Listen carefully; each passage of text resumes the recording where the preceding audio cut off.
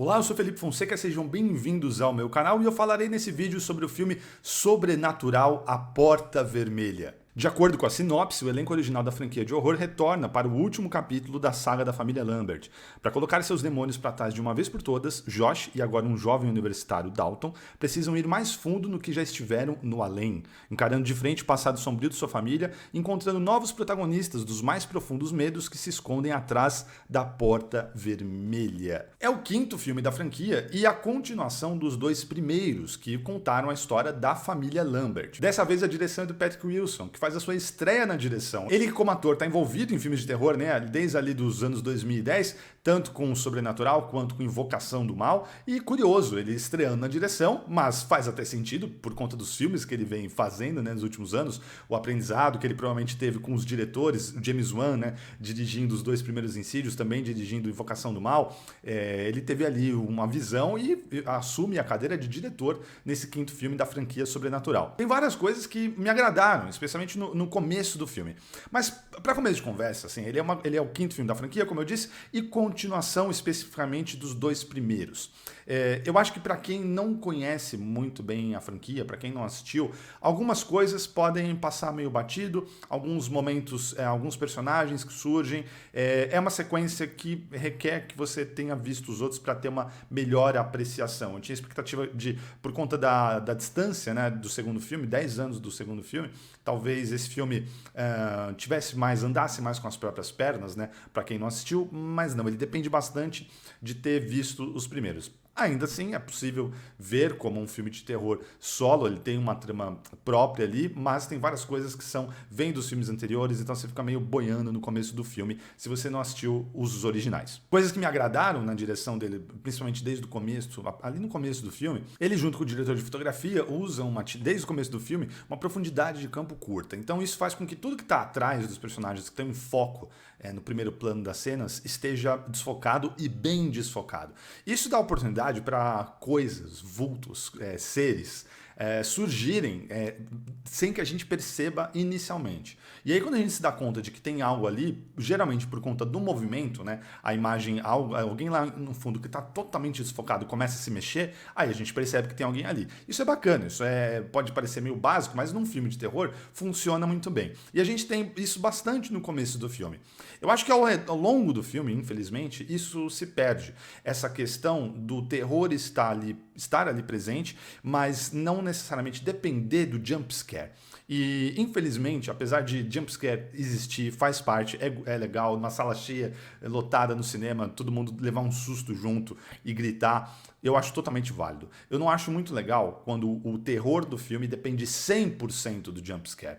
Quando o terror não é causado sem a necessidade de você provocar um susto. E um susto é meio que roubar no jogo, porque obviamente que se de repente algo pula na tela ou um corte acontece e a gente vê um fantasma na nossa frente e com isso a música também sobe, ou um barulho, isso vai provocar uma reação física em qualquer ser humano. Não é a questão, então não é eu tô com medo dessa história, eu tô com medo desse demônio, eu tô com medo do que pode acontecer, eu tô tenso com o que vai acontecer na cena. Não, infelizmente, apesar de no começo do filme parecer que essa vai ser a direção, não é a direção que o restante da projeção abraça. A todo momento os sustos vêm com algo entrando na tela, com um corte de cena e com uma música alta, um tá, que faz você se assustar, né? Então não tem uma construção tão interessante. Quando é o caso do Sobrenatural, a Porta Vermelha, em que há muitos sustos por jump scare, torna-se mais assim, uma experiência divertida, uma experiência para você ver numa tela de cinema, para você de preferência ver com uma sala cheia, para todo mundo gritar. Então aquilo acaba assim, você leva um susto, mas é divertido pela experiência comunal. Em casa, mesma coisa, se você assistir com outras pessoas, ou se você curte também, assistir sozinho o seu filme de terror e levar um susto, mas não fica aquela coisa depois, aquele medo. E nenhum momento da projeção me provocou atenção. Eu fiquei assim, tenso com o que ia acontecer, com medo do que pudesse acontecer. É sempre muito claro quando algo está para acontecer. O setup é feito de uma maneira e o jumpscare pode, em uma outra cena, ele pode não vir exatamente onde a gente acha que vai vir, Afinal, realizadores competentes, eu acho que para uma estreia na direção do Patrick Wilson, acho que é um trabalho ok. Então, o jumpscare às vezes não vem exatamente no momento que a gente acha, mas assim, é por diferença de segundos, vem 2 segundos depois do que a gente achou que viria, ou 2 segundos antes. Não é que cria-se e não vem uma tensão e aí não vem, né? Ela não é extravasada com um susto. E aí lá mais pra frente vem um susto. Não. Ele acontece ali mais ou menos onde a gente imagina que vai levar um susto. E você já fica preparado. Não surge o terror de uma maneira tão orgânica. Falando do roteiro também, como eu disse, ele segue os 2 primeiros e é importante ter assistido, mas falando de toda a mitologia da série, até tem coisas interessantes. Na sessão que eu tava, teve vibração quando a personagem da Elise aparece, então tem algumas coisas legais, tem algumas rimas narrativas com os primeiros filmes e dentro das histórias dos personagens interessantes, mas a resolução me parece meio... Assim, eu não vou dar spoilers, tá? Mas toda a ideia do além, né, e daqueles demônios me parece um pouco utilizado, assim, pouco bem utilizado, com não muita criatividade. É muito parecido com o que a gente já viu em vários outros filmes e não é explorado um aspecto que vai além. Algumas coisas, como a relação do Dalton com a pintura e coisas que ele faz nas pinturas que se refletem no além, e ele tem meio que esse poder, mas isso jamais é explicado pra gente de uma maneira convincente, para que a gente entenda as regras daquele universo. E eu acho que em qualquer filme em que não precisa ser só de terror, mas também é fundamental, de ficção, que conta com algo fantasioso, imaginário, pode ser ficção científica, pode ser feitiçaria, pode ser terror. É muito importante para que as coisas funcionem e para justamente criar a sensação que você quer, que as regras sejam muito claras para a gente que está assistindo. E nesse A Porta Vermelha, as regras não são tão claras, me parecem meio arbitrárias. Então, algumas coisas são solucionadas como que um Deus Ex Machina, porque, isso aconteceu, o personagem tal fez isso, e isso, e aí tem até cara de surpresa assim, dos personagens, foi isso. Tá, mas por quê? Em determinados momentos, os fantasmas são capazes de interagir com o mundo físico e de até chegar a causar dor ou morte em pessoas no mundo real. Mas nem sempre, as regras não ficam tão claras. Algumas coisas que são feitas aqui no mundo real são capazes de afetar o mundo do além e os monstros e os demônios lá do além, mas nem sempre. As regras não ficam muito claras. É divertido ver o Dalton, agora adolescente, indo para a faculdade.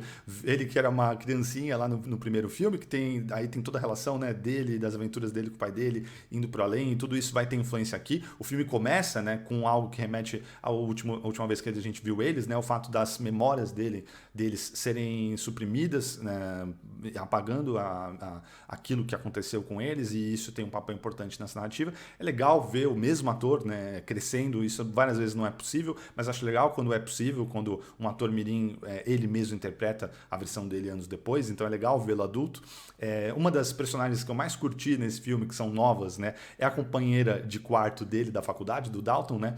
A personagem é a Chris, interpretada pela Sinclair Daniel. Eu gostei bastante dela, ela traz uma leveza, inclusive, assim, toda vez que voltava para ela, que tinha ela em cena, eu me divertia mais, assim.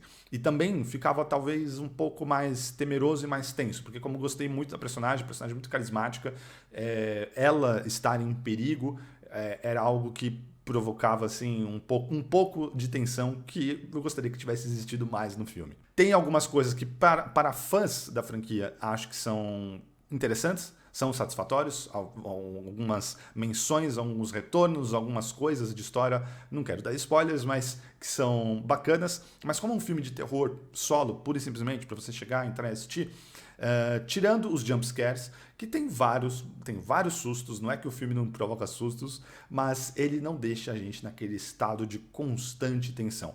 A não ser, é claro, que você tenha muito medo de filme de terror. Que você já, assim, se é de terror, você já fica assustado. Conheço pessoas assim, muitas pessoas. Então, assim, se esse é o seu caso, obviamente vai funcionar muito mais. Mas se você é um pouco menos, né, suscetível a qualquer tipo de medo, de qualquer tipo de terror, ele não vai um pouquinho além para deixar até você com medo. Deixe o seu like se você curtiu o vídeo para poder ajudar na propagação aqui no YouTube. E se inscreva no canal se você não é inscrito. A gente se vê no próximo vídeo. Um grande abraço. e até mais.